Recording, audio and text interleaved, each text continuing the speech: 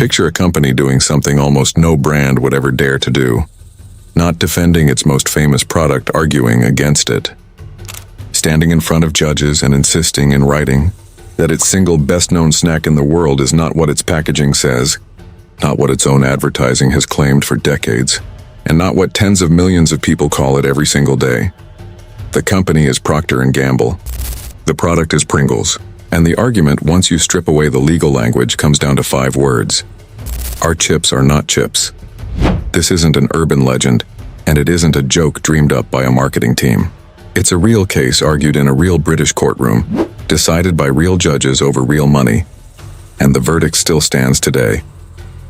To understand why one of the largest consumer goods companies on earth decided its safest legal move was to disown its own best-selling snack, we have to go back to the beginning, to the chemist who invented the Pringle in the first place. By the 1950s, the potato chip had a reputation problem. Bags were mostly trapped air. The chips inside broke constantly in shipping. They turned greasy and stale faster than manufacturers liked. In 1956, Procter & Gamble handed the problem to an organic chemist named Frederick Bauer, with a simple brief: build a better chip. Bauer's answer barely resembled a chip at all.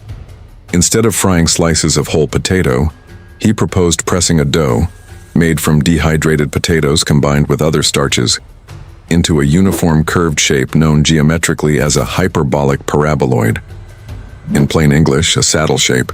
That curve let identical chips stack neatly inside one another, which solved the breakage problem and let the product be sealed into a cardboard tube instead of a bag full of empty space. Getting there took years. Bauer nailed the shape and the packaging, but the taste eluded him. Another P&G researcher, Alexander Lipa, picked up the project and refined the recipe until it was ready for shelves. When the patent was finally filed in 1976, it was Lipa's name on the paperwork, not Bauer's. By then, the product had already launched. In 1968, Procter & Gamble introduced it in test markets in Indiana under a name that told you exactly what the company thought it had built: Pringles newfangled potato chips. Newfangled was the key word. This chip didn't look like other chips, wasn't made like other chips, and, as regulators were about to point out, wasn't obviously made of the same things as other chips either. Nobody at Procter & Gamble could have known it yet. But that gap between what a Pringle looked like and what a potato chip was supposed to be would eventually turn into a multi-million-pound legal fight on another continent. One human footnote before we move on. Frederick Bauer, the chemist behind the can, died in 2008 at the age of 89. By his family's account, he asked that a portion of his ashes be buried inside one of his own inventions. His children honored the request, choosing the original flavor can for the job. Decades before any British courtroom got involved, American regulators had already asked a version of the same question. Could this product even legally be called a potato chip?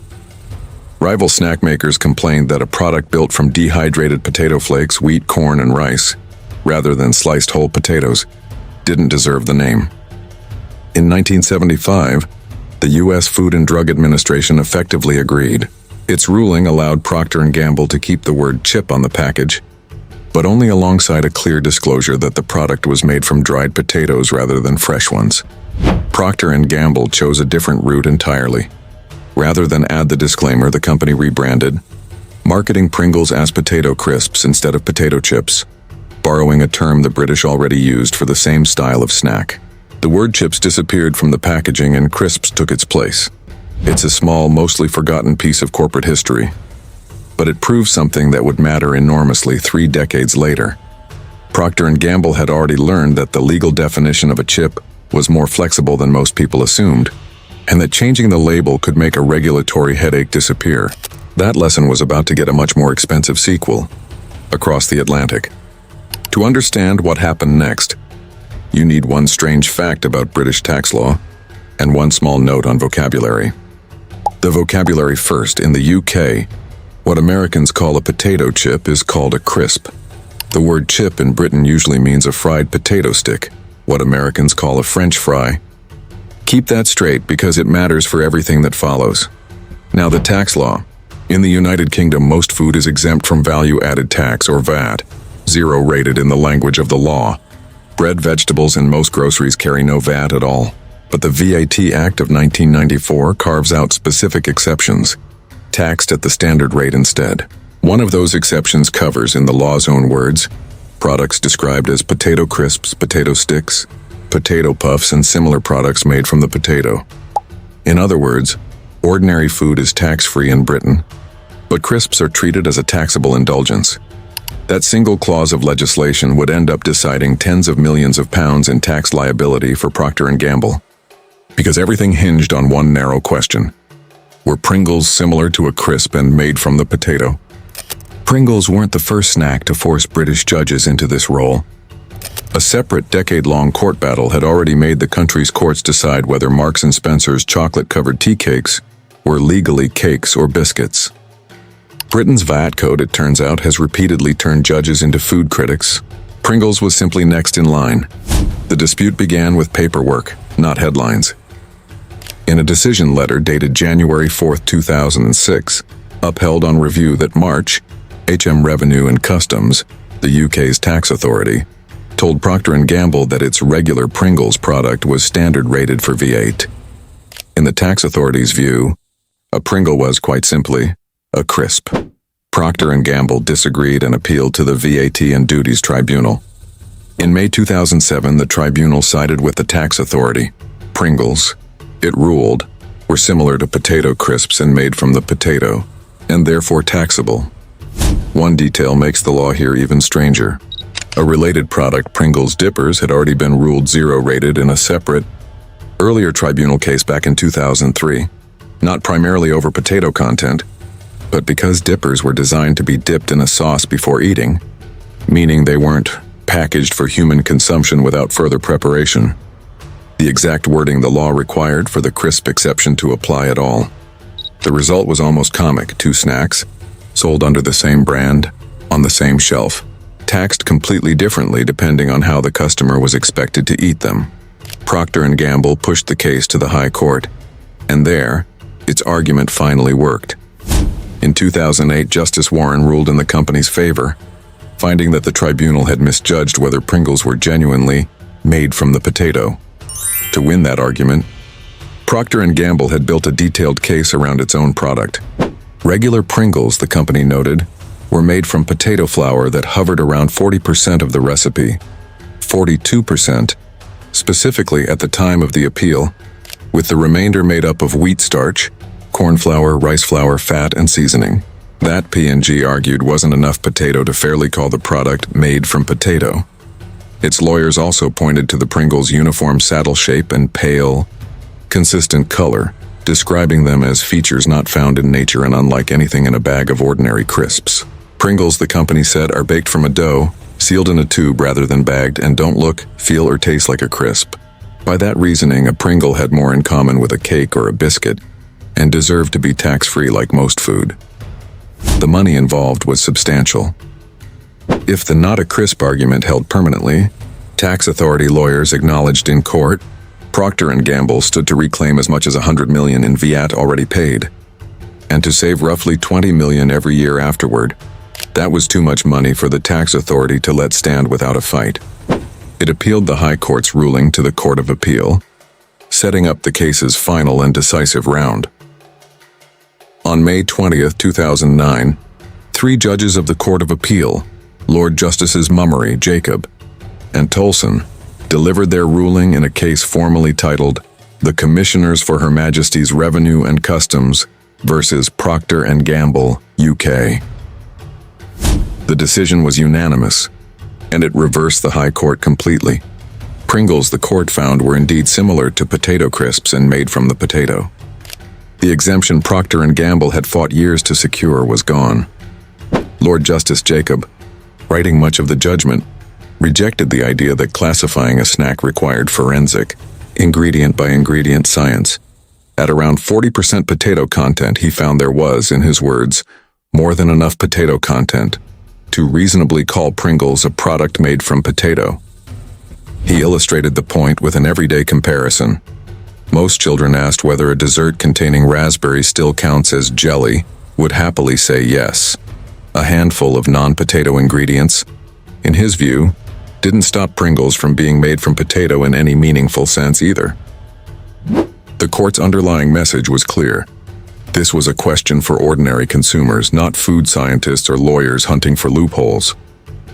A snack that looks, stacks, and crunches like a crisp, and draws close to half its substance from potato, is a crisp, regardless of how deliberately its shape or packaging were engineered to look otherwise. For Procter Gamble, the ruling meant that the not really a chip argument, first tested informally with American regulators in 1975, then escalated into a full legal case in Britain 3 decades later, had now failed for good, in the highest court the case would ever reach.